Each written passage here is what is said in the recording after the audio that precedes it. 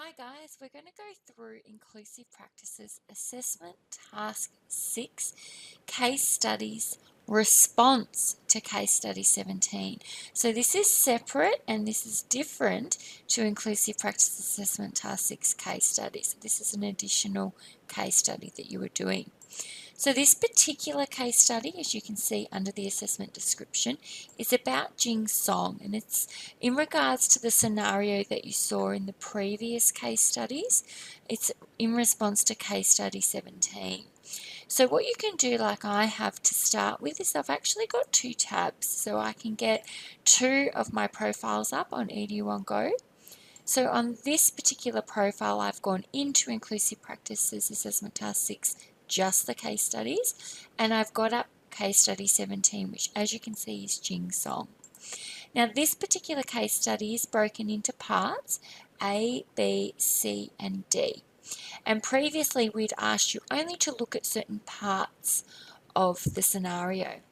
However, with this assessment, it clearly states at the top that this is based on all available information. So you're going to complete an individual education plan for Jing Song based on all of the information that you have covered or recovered from this case study 17. So I would start by rereading all of this again and getting very familiar with Jing Song and all of his areas of development. The next thing that I would advise you to do is to find the individual education plan. Now it does say your assessor is going to give this to you, but luckily enough this is something that you can do for yourself. So you can get out of that there. If you go into all sessions and you go to the resource folder, Inclusive Practices Student Resource folder, and then you go down where it says Individual Education Plan. You click and download that, and what will come up for you is this particular template. As long as you cover all of the questions on this template, you will be covering all of the requirements under the assessment description. But this here gives you a little bit more of an explanation of what it's asking for you. So to start with, at the start of the template, it's really asking you to gather information about the child and about the child's development. So that's this section here. So if we go to that template,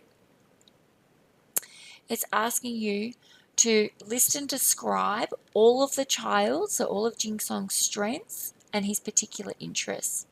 It's also asking you to discuss and talk about his social and communication skills. And it's really important here that you discuss the things that he is able to do as well as things that might be challenging him. It also then asks you to list and describe other key areas of development that are of a concern. So this is really testing whether you can identify the areas that an educator may have concerns about with Jing Song. Now, although these templates give you a certain amount of space, you can always use as much space. So don't think that these little boxes indicate how much detail. Put as much information as you can. Then the next step is that you then have to think about the educational plan for this child. You need to come up with a goal. So with everything that you know about Jing Song from the scenario, from the questions you've already answered, what are some of the things you would like to achieve for Jing Song, you would like Jing Song to achieve for himself? So you want to put your goal there. It really wants to be relevant to areas of development. Then you've got to talk about the type of barriers, what's going to stop you from being able to help Jing Song achieve that goal. And then what are the strengths? So what are the wonderful things that Jing Song is already showing us that gives us that real confidence that he can achieve this goal that we've set? And then strategies. So remember that strategies are always what the educators are going to be doing. It could be the way they set up an environment, it could be the direct strategies they use with Jing Song. And you need to come up with 3 goals. So it's really important that you get specific goals to put down into the template. Then there's a couple of additional questions that are asking about how you're going to share it with the family or communicate the plan. and then some other strategies that can be shared or how it's going to be shared with other team members. So this is then showing that you have an understanding of the process. So if I have a plan for a child, what's the process? How does everybody find out about this?